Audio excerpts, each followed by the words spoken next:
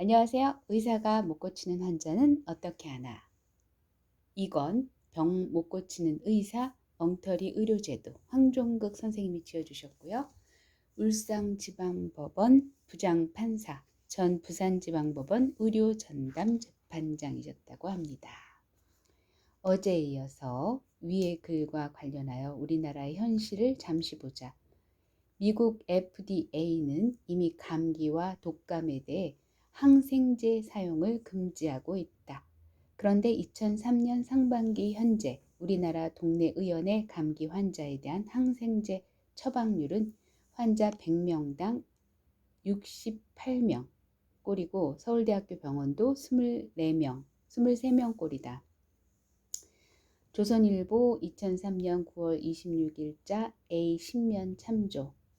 항생제 5 남용이 아직도 얼마나 심한지 알 수 있다.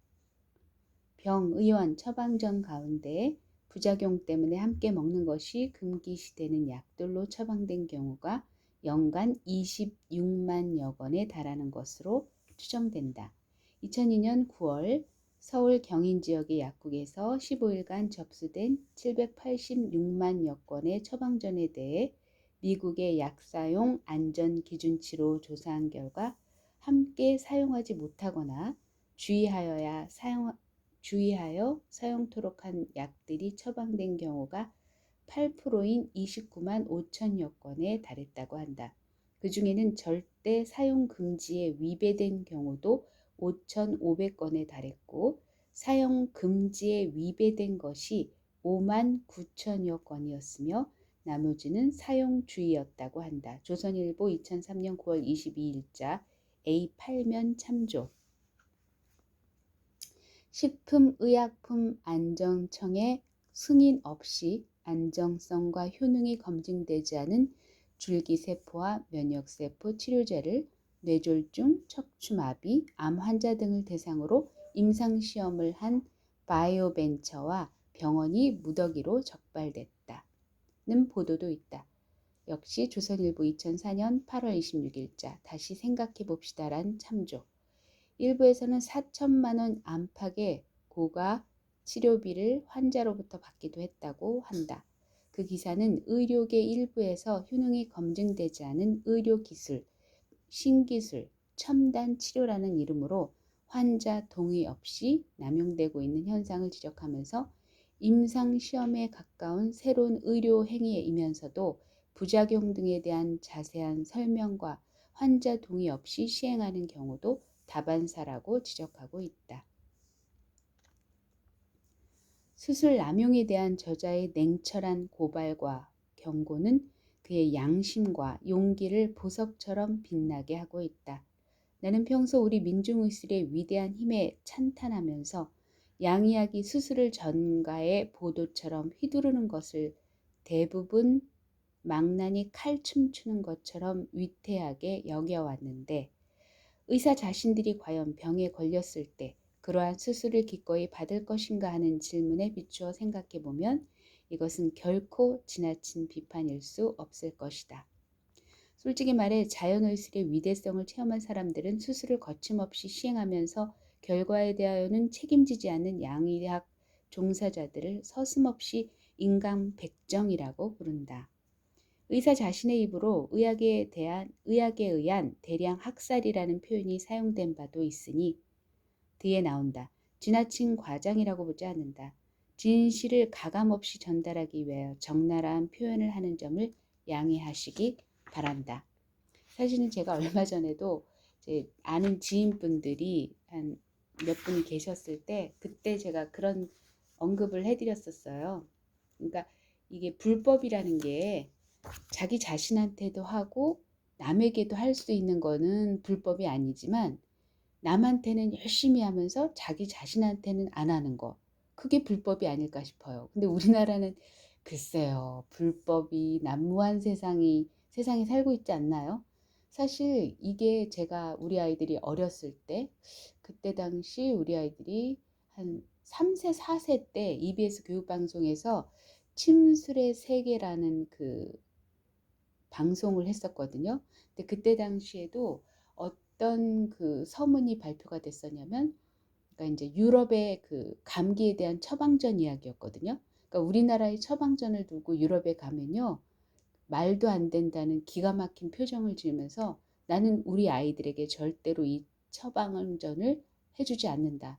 나는 우리 아이들이 감기가 걸리면 푹 쉬게 하거나 레몬 주스를 마시게 한다. 비타민 C를 대체하는 그런 차를 마시게 하겠다. 이제 이런 언급을 했던 기억이 나거든요. 그래서 저는 사실은 애들 어렸을 때부터 감기약을 먹인 적이 없어요. 왜냐하면 제가 어렸을 때 감기약에 정말 많이 노출됐었고, 비위가 약한 사람들은 당연히 기혈진액을 흡수하고 전달해 줘야 될 역할을 제대로 못하기 때문에 항상 그런 그 5만 가지에 그렇게 오픈되어 있어요. 그래서 병원을 내 집 드나들도 했던 스타일이었고, 하다못해 저는 기침을 해도 부모님이 병원을 데려가서 엑스레이를 찍게 하는 상황이었었고, 아무튼 스테로이드제도 엄청나게 발랐죠, 어렸을 때. 그래서 이제 그게 부작용으로 제가 볼 때는 우울증이 굉장히 심각하게 왔었던 이유 중에 하나인데, 물론 뭐 소송을 할 수도 있죠. 지금 현존하고 있는 병원이 있어요.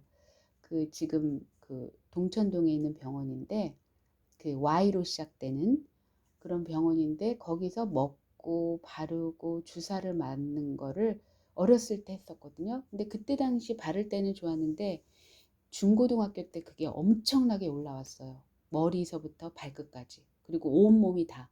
그래서 예를 들면 뭐 축농증을 엄청 심하게 앓았었거든요. 그래서 그런 폐단을 제가 너무나 제 몸으로 다 익혔기 때문에, 물론 뭐 법적으로 소송을 걸 수도 있긴 한데, 그 에너지에 그거를 쏟을 바엔 차라리 긍정적으로 어떤 대체의료법이라든가, 뭐 여기 선생님께서 기록하시는 민족의학에 관련된 공부들을 좀 했죠. 뭐 예를 들면 수수팥떡을 운영했던 그분의 이야기도 참고도 하고 그랬는데, 제가 볼 때는 제 스타일에는 이열치민과 침뜸이 맞더라고요.